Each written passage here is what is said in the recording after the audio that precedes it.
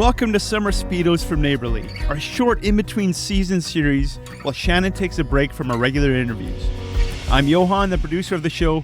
Some episodes are field notes recorded outside in ordinary places where care actually happens. Others are story field notes, more cinematic reflections that start with a story from history or real life. Either way, we're paying attention to the small, ordinary ways care, faith, courage, and community show up around us. So grab a cold drink, or head out on that bike ride, walk, or hike. Enjoy this year's edition of Summer Speedos from Neighbourly. Hey everyone, welcome to the Neighbourly podcast, a podcast about ordinary people showing extraordinary care. I'm Johan, the producer of the show. This summer, while Shannon takes a break from our regular interviews, we're doing a few shorter episodes called Field Notes on Ordinary Care.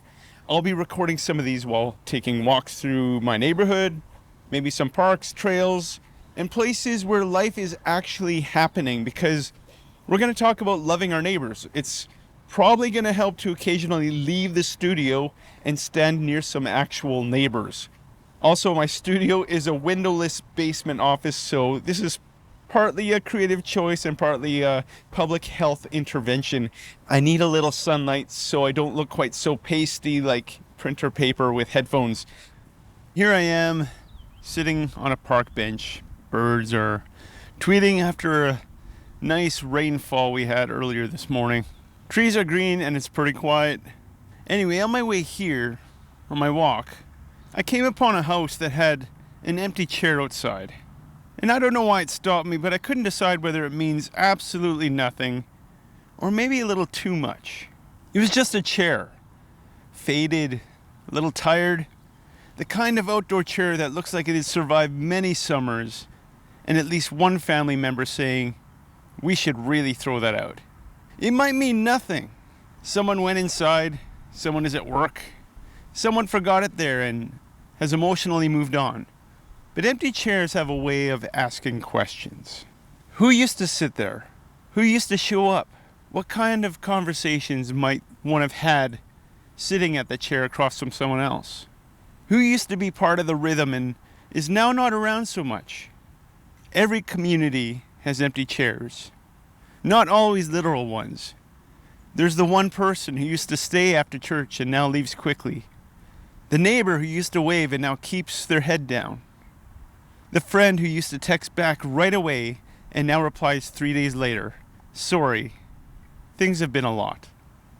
There's the volunteer who quietly stepped back. The family you've not seen in a while. The person who did not announce a crisis. They just slowly disappeared from the pattern.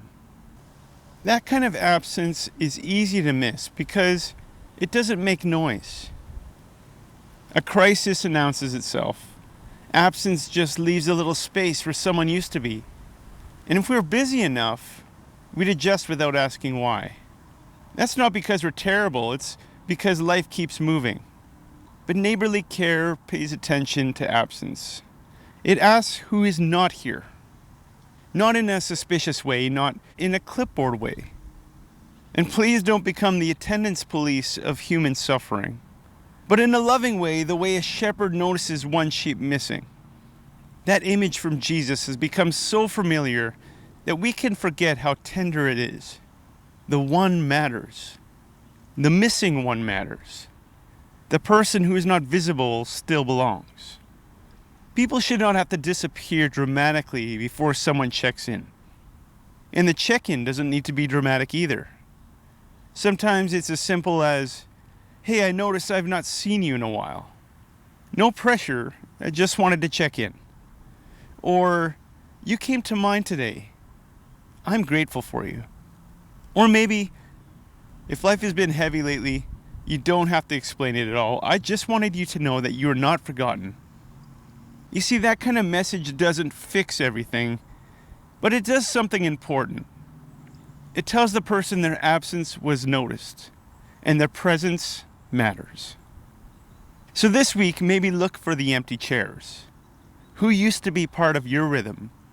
Who has gone quiet? Who might need a gentle check-in before the gaps get wider? You don't need to make it dramatic. Just notice, then reach out with care. That is the field note. Keep noticing.